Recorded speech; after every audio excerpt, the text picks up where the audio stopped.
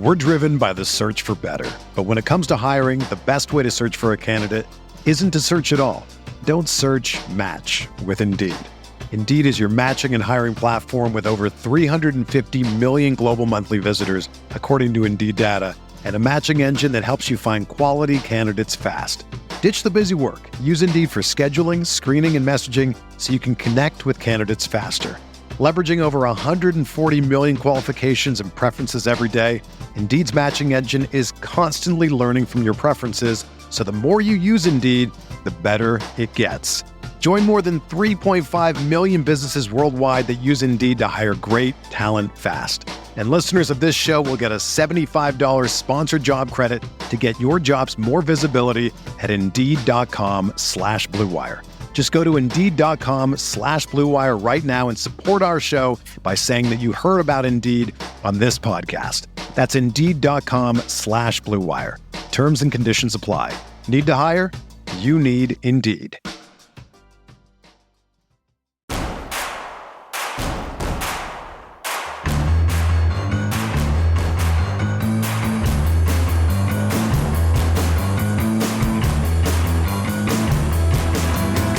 From your favorite source for Chicago White Sox talk, delivering news, interviews, analysis, and more.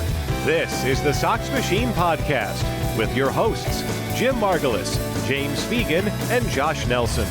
Thanks, Rob, and welcome to a new episode of the Sox Machine podcast. I'm your host, Josh Nelson, and it's Sunday night, September 15th, 2024, as we bring you a new episode. While many will be talking and thinking about the Chicago Bears' performance on Sunday Night Football, the White Sox actually put on a good show this weekend. For the first time since late June, the White Sox won a series by beating the Oakland Athletics on Saturday and Sunday, which means the White Sox have won back-to-back games and are looking to make it 3 games in a row as they visit the Angels in Anaheim, California.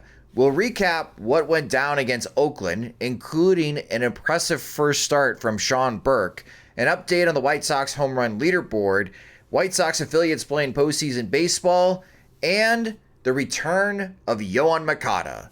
Joining me are Sox Machine's beat reporter James Fegan and managing editor Jim Margulis. And hello, gentlemen. Jim, the White Sox finally did it. They won a series again, winning 2 out of 3 against Oakland. Yeah, part of me realized that I kind of was morbidly fascinated by the fact that the White Sox hadn't won consecutive games or a series since June. And I wondered, like, what would that be like if the season, they got all the way through the season and they could not claim a series victory or even like 2 wins in a row, like the last, avoiding a sweep in one series and setting themselves up for a victory they couldn't accomplish in another series, like not even doing that.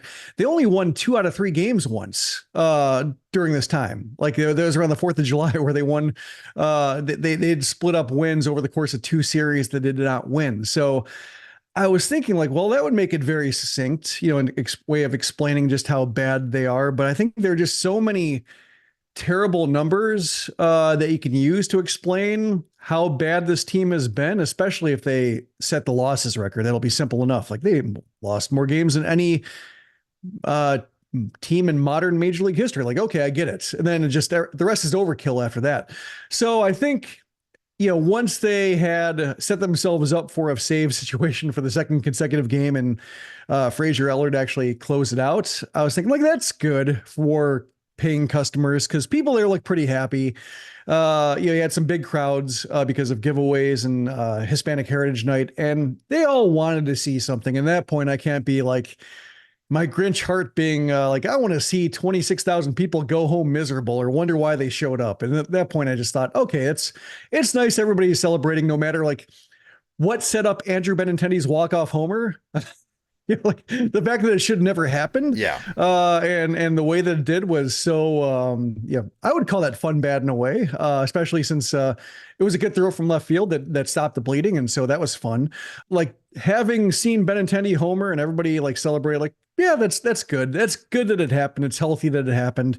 There will be still plenty of ways to explain how bad they were and plenty of ways like people will discover how bad they were. Because I think, just there are so many numbers that there are certainly some that we haven't gotten into yet that are just like, whoa, I did not know that, but it certainly felt like that. That's definitely going to be end of season podcast. Is just taking a look at the numbers and how bleak or absurd this season was. Jason Stark attempted to do that for The Athletic recently, and there's some gruesome numbers in there, but he also admitted that he had to stop because he was falling into a chasm on Baseball Reference on just some of the worst that we haven't seen in, for some instances, over 100 years. Yeah. He hasn't built up his tolerance. No, he has not.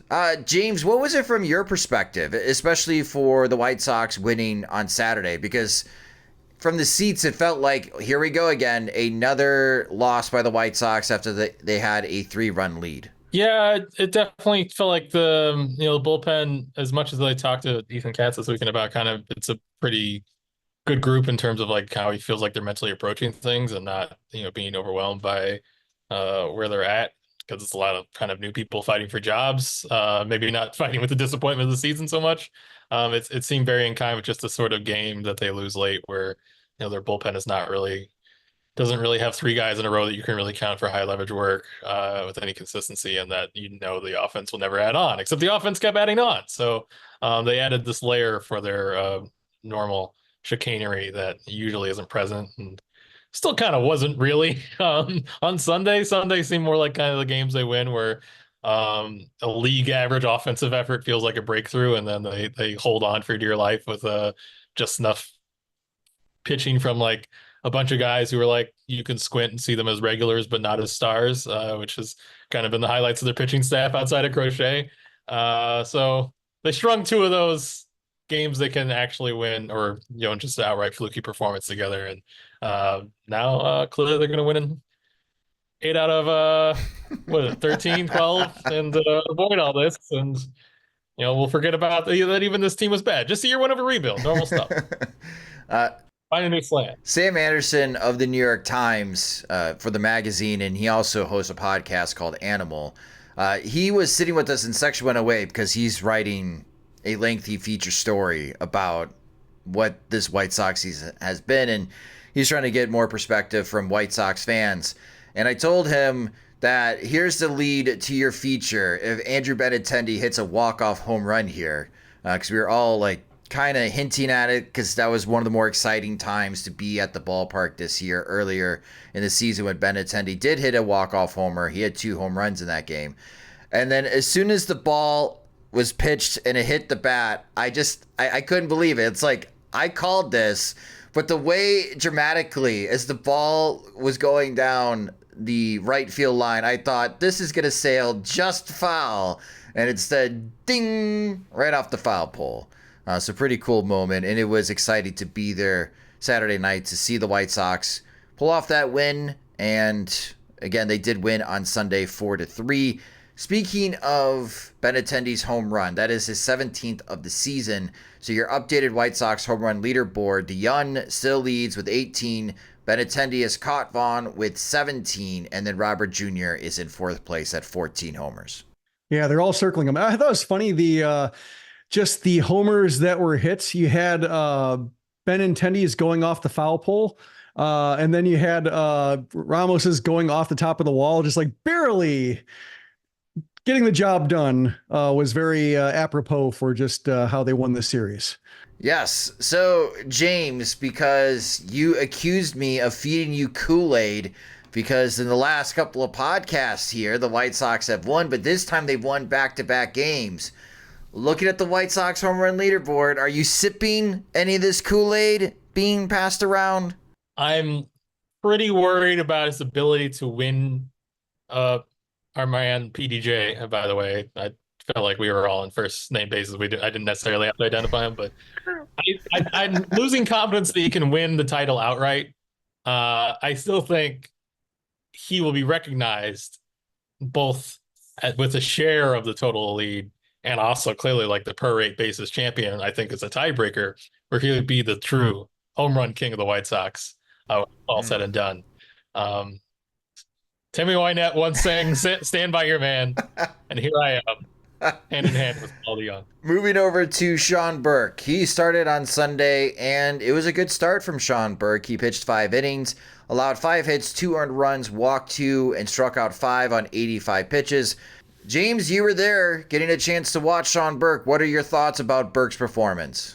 I mean, I saw him a month ago in Charlotte and thought like this, there's good stuff here. This guy's like maybe not ready, not efficient yet, but he's like on his way. And this guy pitching in Chicago looked a lot better than that guy. Like I thought like he was pretty consistently in the zone, throughout. He obviously came out really like steady, and he mentioned kind of feeling like the payback outing as his real debut helped him not really be like super nervous or have the same like first game jitters in his start. So I don't know, while we're putting guys in the bullpen, maybe that becomes kind of a way to introduce pitchers a bit more. It might be a little hard to figure that roster wise, but it was interesting how it worked out for him. He was really comfortable commanding, like I think he threw maybe 30 fastballs out of like 85 pitches. I don't know if he was even that high. For someone who was viewed as like, having control problems, and certainly the walk to Lawrence Butler kind of really marred his line in the end. Like he was able to spin the ball a lot and not have that really be a big issue. It seemed like, there's probably better swings against them the end of the second time through the order. Challenged Brent Rooker with the first pitch fastball pretty high, but obviously not high enough, and got burned. But I think definitely give him another turn, finish it out. This is already a guy you're sending the Arizona Fall League. And I think, not even incorporating his changeup that much, but he still feels pretty good about. If he's throwing 96 with a lot of spin, he seems as worthy as giving anybody a turn in this rotation as anybody. And I think that even goes into next year when you consider, not really knowing where Bush or Nastrini will necessarily be at until we see them in spring, or Drew Thorpe's supposed to be healthy for spring, but and supposed to have a normal offseason, but obviously we have to, it's a little bit of an unknown until we start seeing him throw it again after surgery. So I think having Burke operating the way he is should put him right there in the mix. Yeah, Baseball Savant, I don't know if this is just a glitch, but they had one of Sean Burke's fastballs at 99.4 miles per hour. That was his max velocity that he threw. He didn't throw it. It was weird, like 2 miles faster than like the next closest thing, but he definitely has hit 99 in his career at different stops when he was healthy. So it's not like unheard of that he would hit that. Got it. Okay, so that was going to be my follow-up, if that is something that he can have in his back pocket, because that definitely would make him more intriguing and interesting. And it does lead to this idea, like for the rest of the season, Jim, because as James mentioned, Sean Burke is supposed to gain more innings during the Arizona Fall League, but the White Sox still need some more starts. There's 12 more games left to go in the season, so Burke can make possibly 2 more starts with the White Sox before the regular season is over. We've mentioned in a recent podcast, we've settled on the idea that Jonathan Cannon and Davis Martin, they've got jobs. They have jobs in 2025 being part of the White Sox starting rotation. We'll see how Drew Thorpe bounces back from rehab from his injury. We'll see if Garrett Crochet is traded or not this offseason. We're all assuming that he will be traded this offseason. Could Sean Burke, because he's surging as of late, be a surprise possibility part of the White Sox 2025 rotation? It's possible. I mean, it's so wide open, and we'll see what kind of shape Thorpe is in after his elbow surgery. He's supposed to be on track for spring training and being, fully operational, and should be able to, build up the normal way that pitchers do. But we've seen the White Sox come into spring training and supposed to be on a normal regimen and ultimately aren't able to hit benchmarks and then have to start the season delayed. So, he's not quite there. So it's really like it's a situation where you have, Martin looks good for starts.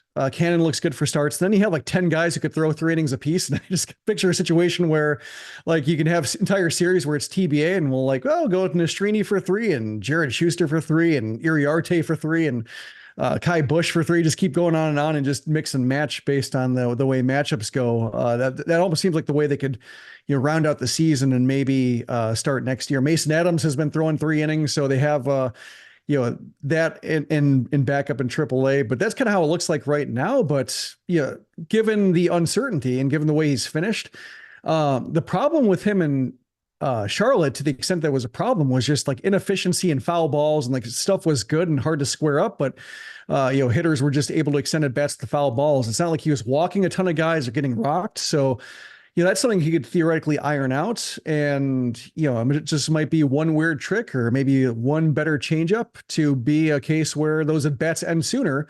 And he is somebody who throws like 5 and 6 innings with regularity. So there is something there. And one thing about Burke's 99-mile-per-hour fastball, it was the pitch after his chance for an immaculate inning was ruined. It was the 10th pitch of the game. So he misses with the curveball, 1-2 count, and maybe it's just like, damn it. And he just like fires it as hard as he can, knowing what he had a chance of doing. So so maybe StatCast was right.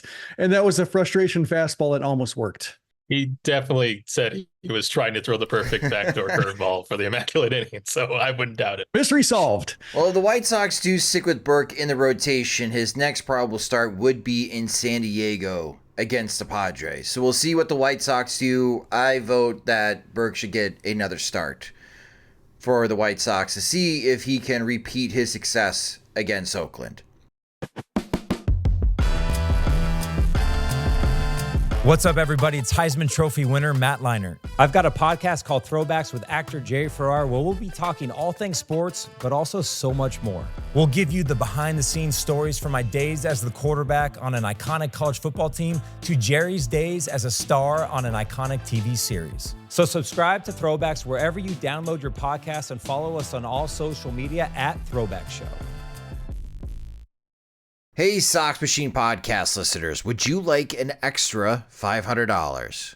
Go to bluewirepods.com/survey and complete the Blue Wire audience survey about you and your podcast listening habits for a chance to win a $500 gift card. This survey will help create a better advertising experience for audiences and in turn help this show. That's bluewirepods.com/survey, where all you have to do is answer some simple questions for a chance to win $500. Make sure to read the full terms and disclaimer, plus complete the survey for a chance to win. Again, the website is bluewirepods.com/survey. Before we move on, I do want to give a shout out to our friends, the Chicago Sports Bums, and from the 108. Saturday, they hosted their last tailgate of the season. And a great thing about this season in particular, when the team is so awful, and how the White Sox fan community still finds a way to entertain ourselves. And the Bums and the 108 guys did a terrific job this year. They hosted, I think, 6 tailgates. I finally introduced myself to John Schriffen, who at 5:50, so just like 20 minutes before first pitch, is out there at the tailgate hanging out with White Sox fans before the game gets started, and he's got to go to work. Over 100 White Sox fans show up. It's always a blast. So thank you guys so much for hosting these tailgates in Lot B throughout the season, and also helping us out this year in Milwaukee through the rain, and look forward to having our big event next year, our road trip event in Pittsburgh, July 18th to the 20th in 2025. More details will come regarding as far as that road trip, but if you're already planning vacations for next year, meet us out in Pittsburgh.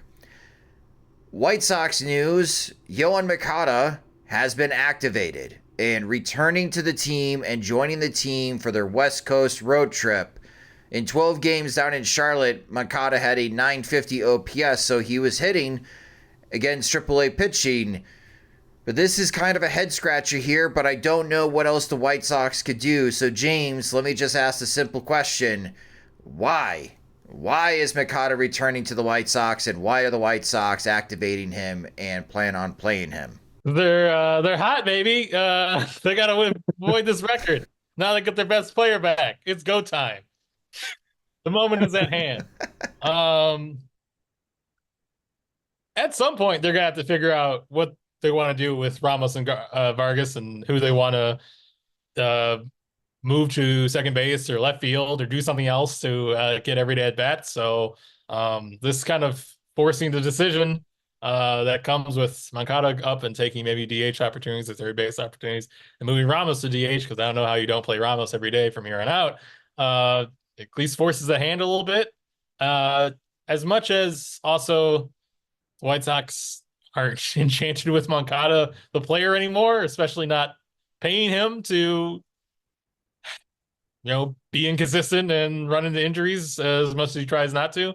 I don't think they necessarily, they are fine with the dude. I don't think they would covet the opportunity to kind of send him out in desultory fashion like this. So maybe a DFA with someone they feel like is healthy, wants to play, has been here a while, and can help them is ultimately harmless for 12 games. But I don't know. They've definitely been extremely cagey around this and not really saying what the plan was or how this fits into their role, or even banking on him really being there all up until the point where he's activated, which hasn't happened yet. Why cagey? I guess from our listeners' perspective, like if the White Sox themselves are not totally comfortable or on board with Moncada returning, like why not just cut him? You're not bringing him back next year, so why are we going through this? Because Chris Getz has collected a lot of money from people who have bet that Yoan Moncada played his last game for the White Sox. You just drawing it out, letting a few more bets come in, then bam, suckers. Love it. Oh, love it. Well, Jim, how do you imagine Grady Sizemore using Yoan Moncada in the final 12 games of the season? It was funny. Like I thought naturally, like Gavin Sheets' at bats would be a good place to start. Like, especially since like he's left-handed DH, and maybe, if you want to have Moncada in there, but not running, or if you want Ramos in there, you have Moncada playing third because you like his defense a little bit more for a certain pitcher. And then you have Ramos DHing. Like that's the obvious opportunity to open up spots, and then Sheets homers in back-to-back games, and he's looking like he wants to finish the season strong, and so that messes up that. But yeah, I'm guessing part of it might be a little bit of like saving face and trying to avoid the record, and I could see him just being you avoid the situation maybe of where Lenine Sosa moves over to third in a late game situation and then commits a key error. Like that just gives Sizemore one more defensive piece to move around and feel good about, versus having one infield substitution all of a sudden have guys who are out of position or playing their lesser positions or in the game when they shouldn't be. So I think Moncada, assuming that it just costs like an extra outfielder or something like that, or maybe even Vargas, which I doubt, but perhaps it's the case.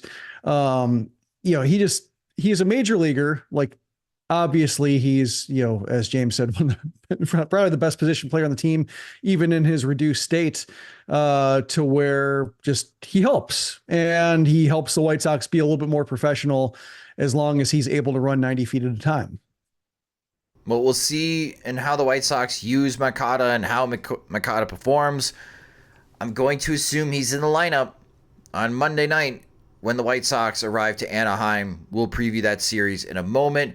But also ongoing this week is the postseason for minor league baseball.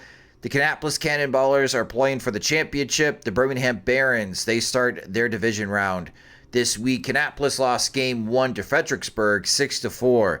In that game, George Wilco went 2 for 4 with a double. Game 2 and game 3 will be later this week for the Cannonballers. But Jim, I think you are going to be at a game or two for the Barons and Smokies. Yeah, I'm planning to get to game 2 at least in Birmingham, see how that looks, see what the environment's like. The Birmingham Barons haven't been to the postseason since 2013, which is when they won it all. So, curious to check in on how that looks. The pitching staff's been pretty resilient, even though they've lost a lot of talent. Like the rotation that they opened the season with is not the rotation they have now, and they're still pitching pretty well.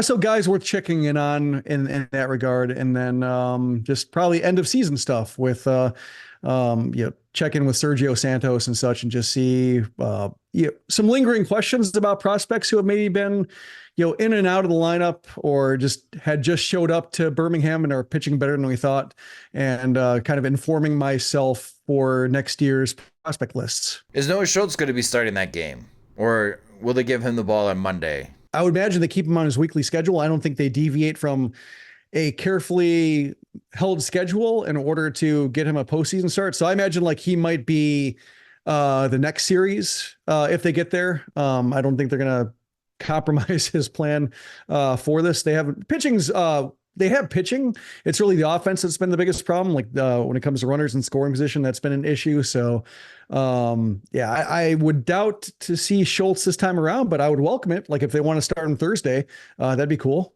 That would be cool. Yeah, so best of luck to the Cannonballers and Barons as they try to bring some glory to the Chicago White Sox farm system in 2024.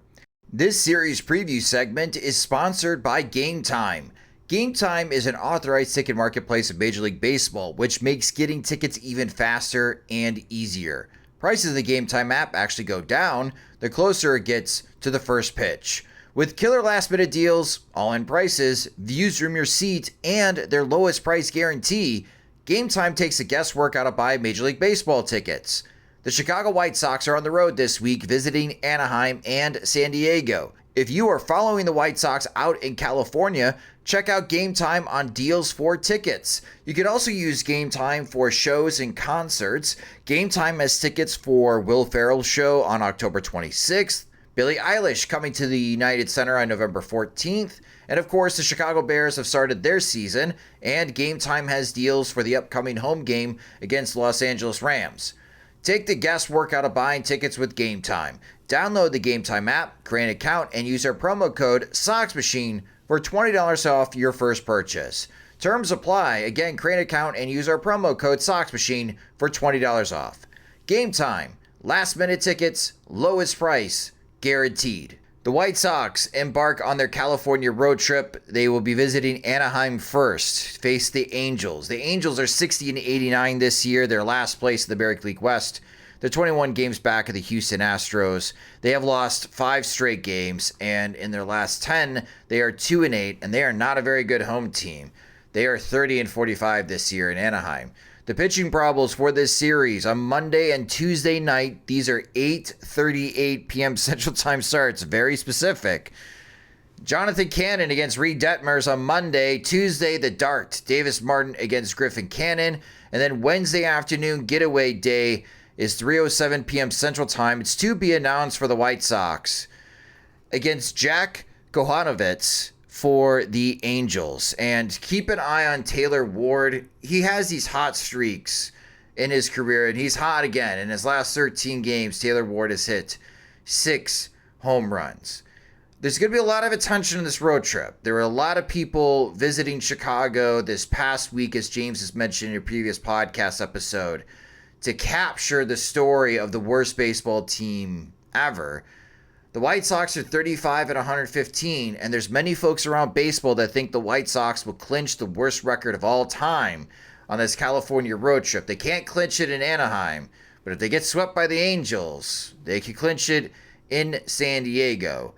But James, when I look at the Angels, I think highly of Ron Washington. I think he's an excellent baseball coach. But boy, there are just some names. Like, they're also an island of misfit toys, especially with Anthony Rendon constantly being hurt. I'm hoping that Mike Trout can snap out of this cycle that he's been in with all these injuries as of late in his career. What do you make of the Angels?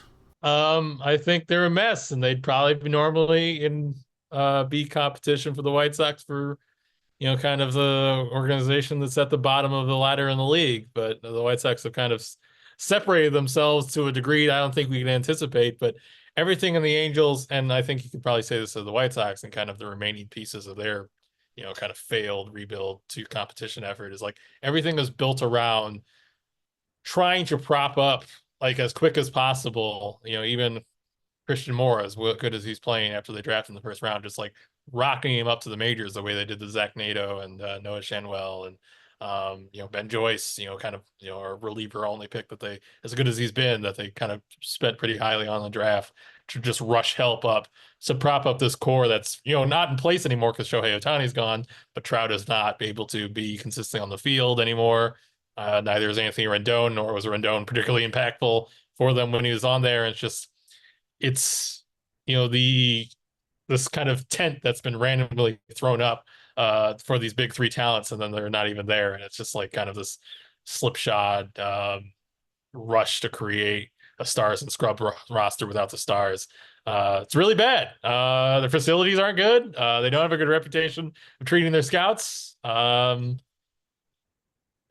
would say it's probably an organization the White Sox look at in some ways as they operate like, look at us, like you're not nearly as sophisticated as us, but I think the White Sox are kind of moving in extremely slow motion, and also their inability to prop up the Major League roster in any way to be competitive really stains whatever they're doing foundationally that's going to show up in 2-3 years. So that said, it doesn't seem like outside of 05 ALCS and Kevin Jepsen related that the White Sox have had a ton of luck in Anaheim, at least to this longtime White Sox observer's memory. So they're still a better Major League team. They're still, likely to, with the way the White Sox have been playing, someone you should look at as having a chance to sweep the series, because the White Sox have been like, I think, they're 4 out of their last 11, and that's their best stretch. I don't know, maybe of the entire second half easily, if not, better than their percentage for the entire season. Yeah, for the Angels, Taylor Ward, as I mentioned, 6 homers in his last 13 games. He leads the team with 24 homers. Zach Neto has 21 homers this year in 145 games with 29 stolen bases, so he's had a solid season. And Joe Adell, despite having an OPS below 700, does have 20 homers this year. And it just seems like a lot of similarities, Jim. The Angels spend money. That hasn't been the problem. They've spent money. It's just, again, an owner that meddles too much into baseball operations. And here's another franchise in Major League Baseball that I'm not sure how the Angels break out of this. I don't know how they escape this tunnel and suddenly be a competitive team again, Jim. Yeah, it seems like they spent money, but that's in the past tense, like as the Ohtani, just the oil well of money that he brings to an organization with all the endorsements and all the ratings and interest overseas. Once that money couldn't be accounted for, like they've gotten cheaper, not only at the major league level with payroll cuts, but also, as James said, like minor leagues, like they don't seem to reinvest elsewhere. And it's pretty bad when like the Rick Hahn, Kenny Williams front office was able to play them for suckers last year by getting Edgar Caro and Kai Bush from them for 2 expiring contracts when they were clearly like just throwing anything at the wall to try to get Shohei Ohtani to the postseason. That didn't work, but like Caro was a good prospect. I mean, he's a great prospect now, but he's a good one. He just happened to be rushed to AA. Like they skipped him in high A for no good reason. No age concerns, no like Rule 5 pick protection concerns. To have to understand like what he is at a higher level. They just decided like they needed to rush him up. And so he skipped high A. He goes in the Southern League while they're having like the enhanced grip ball, and while he's facing pitchers who are like 3 years older than him, and he's like treading water. Like he's actually doing okay. He just didn't hit for much power, and made him look unimpressive. And you give him a year of like strength training and like kind of learning how to drive the ball a little bit more defensive development. Now, like he's a good catching prospect, and that is top 100 for most lists. And because the Angels just rush everything, and they had their own little gimmick, the White Sox had Project Birmingham.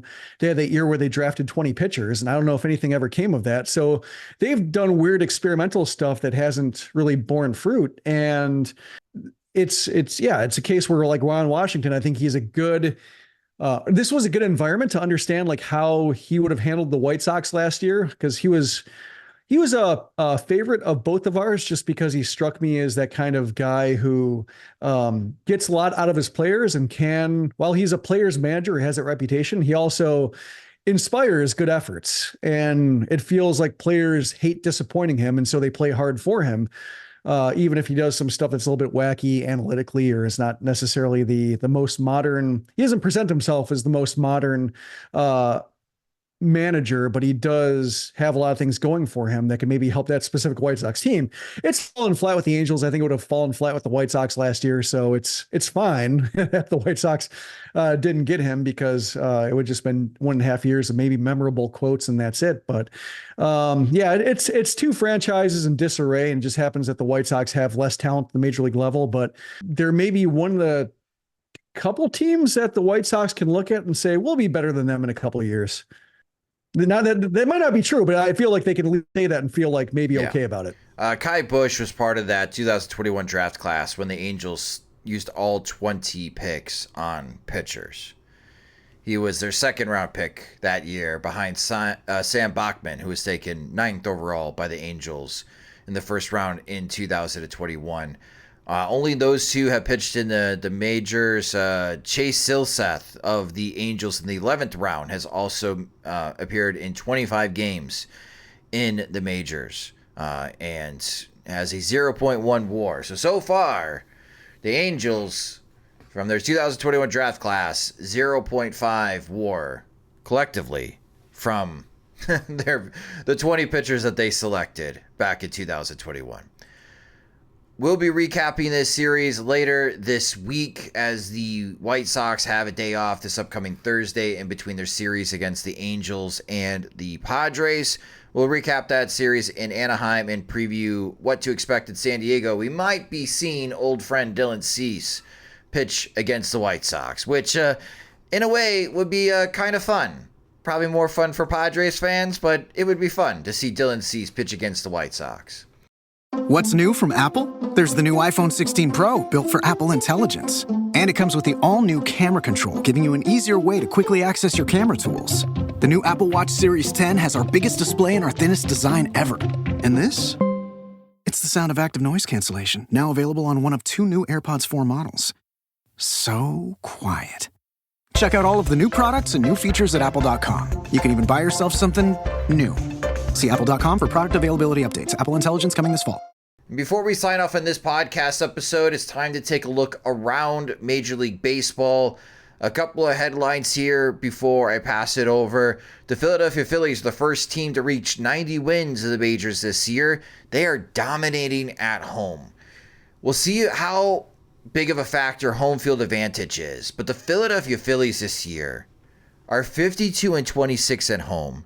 They have a plus 87 run differential, and they're averaging more than 5 runs per game offensively while playing games at home. I think that could be key, especially in the National League postseason race, if the Phillies are able to win the National League pennant and get back to the World Series. Over in the American League standings, I'm keeping an eye on Detroit, Jim. They're 2.5 games back at the Minnesota Twins for that final wild card spot, but the Twins do hold the tiebreaker, so it's more like 3.5 games.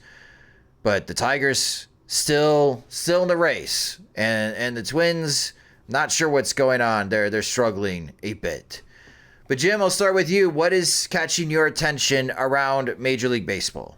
Yeah, I'm following that the AL Central race, and the Twins seem to be trying to throw like a whole lot of players at it and trying to work around some injuries or guys who are like maybe like 60% healthy, and it's not quite working. And I'm glad I could fire up AJ Hinch and finally get the Tigers performing to where like he looks like a difference making manager. So I will take some credit for that.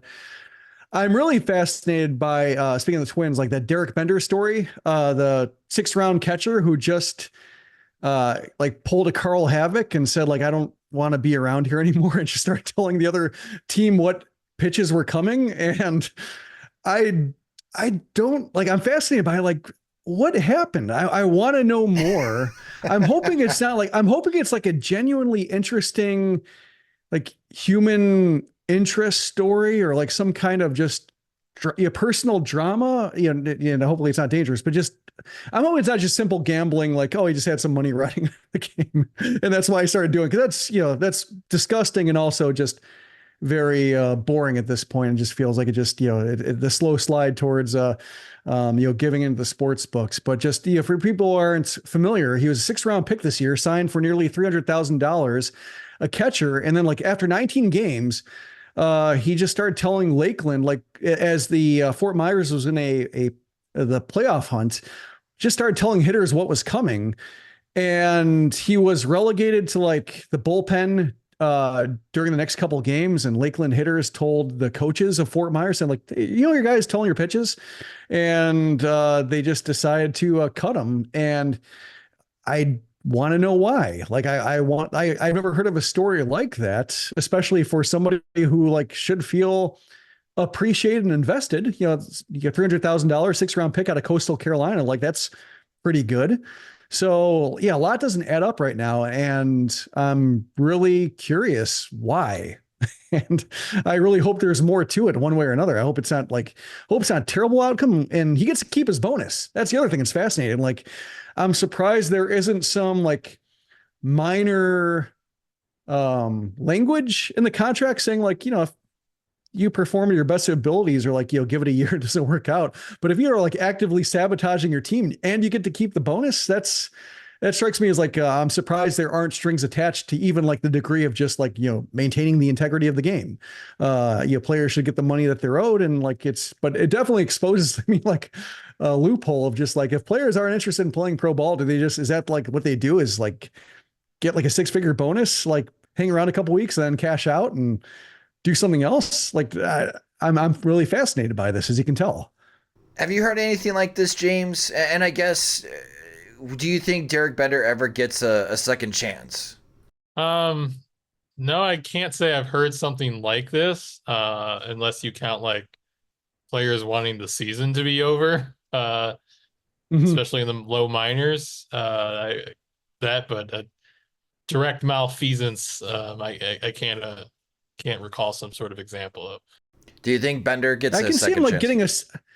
I could see him getting a second chance if the story is, if there's a chance of like a good redemption story here. If it turns out like he was just going through some kind of, personal trouble that everybody could relate to, some grief or something like that, to where, where it works his way back into good graces and gets a shot. Like, I could see that. But yeah, based on the details we have and just being like, didn't want to be around, felt like cashing out, I could imagine like if it's just as simple as that. No, I think there are plenty of like equal signings to go around, because he's a catcher. You might not get a ball. If it's like an Adam Hackenberg type catcher, to where like he's just a solid college catcher who just never develops the power you think, or never quite clicks the way you hope he would, and it's just a gamble gone wrong, then you can find other catchers like that. So that's why I want to know, like, there could be like a compelling human element to this that makes it a lot more explicable, but right now without that detail, it's just baffling. How about you, James? What's catching your attention around Major League Baseball? Well, I got sad about the Bears game and put on Dodgers Braves, and John Brebbia entered and gave up 2 home runs to the first 2 batters he faced. So just checking on that. A lot was made this season about a former Sox reliever who did not give up any home runs, Declan Cronin with the Marlins. Great person, wish him the best. But he did give up his first home run today to James Wood, powering yet another victory as my fantasy team advances into the championship series in a way that I think only Kannapolis and Birmingham could be jealous of at this point. I didn't think this feels like gloating, but I think if you win a Bobby Miller for James Wood prospect challenge trade as like clearly as I have, it's almost like the people have a right to know sort of a situation. Like, this is an obligation for me to share this.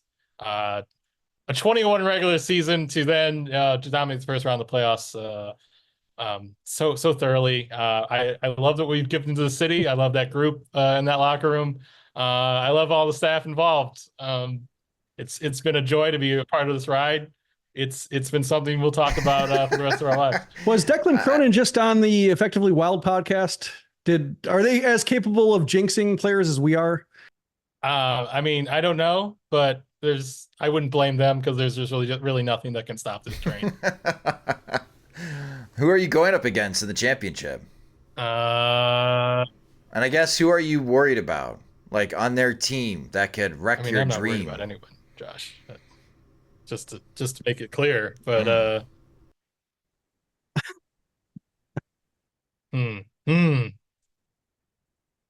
haven't been researching my opponent very much because it's so easy. Jake Berger, no, not a revenge game. Oh, I put him on waivers earlier this season. I got fed up with him. Sorry. Oh. He was hurt. Oh. Huh. Watch Jake Berger hit 5 homers this week, Jim.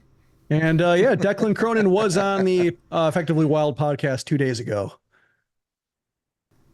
So they are to Effectively Wild what Justin Anderson is to the Sox Machine podcast. It wasn't his fault, no. But that will do it for this episode of the Sox Machine podcast. Thank you guys so much for listening again. We'll be checking back in the midweek, recapping the action down in Anaheim. We'll see on how Yoan Moncada looks. We're assuming that he'll be used by the White Sox after being activated, because what else would be the point of going through this exercise if not to play him? And we could debate on how Grady Sizemore and the directions of the White Sox front office in using Moncada, who's playing and who's not in the final 12 games of the regular season. But thank you so much for listening to this episode. You can subscribe to the Sox Machine podcast wherever you listen to podcasts, such as Spotify and Apple Music. You can also listen and watch the show on our YouTube channel at youtube.com/Sox Machine. You can follow us on social media. We're on all the platforms at Sox Machine. You can follow James at JR Fegan. You can follow me at SoxMachine_Josh. To gain full access of our coverage of the Chicago White Sox, sign up at patreon.com/SoxMachine, where monthly plans start at $5. We also have additional tiers of support. We'll be hosting our monthly Zoom call coming up here. So for our Patreon listeners, go to patreon.com/SoxMachine to see the date and time, along with the Zoom link, so you guys can join us as well. And we still have some spots open in our Veterans Committee. So if you like to learn more about how Sox Machine operates behind the curtain, if you want direct access to Jim and James in the group chat, you can also sign up for our Veterans Committee at patreon.com/Sox Machine. The Sox Machine podcast is a production of SoxMachine.com, your home for all things Chicago White Sox baseball, and part of the Blue Wire Podcast Network. Alongside Jim Margulis and James Fegan, I'm Josh Nelson. Thanks for listening and watching.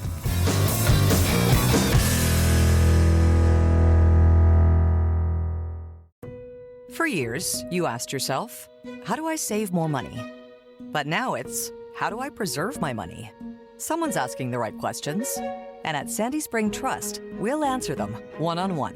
From asset management to legacy and estate planning, you can feel confident in what's to come. What's your next financial destination? Visit sandyspringbank.com/wealth. Wealth and insurance products are not FDIC insured, not guaranteed, and may lose value. Wealth products offered by Sandy Spring Trust, a division of Sandy Spring Bank.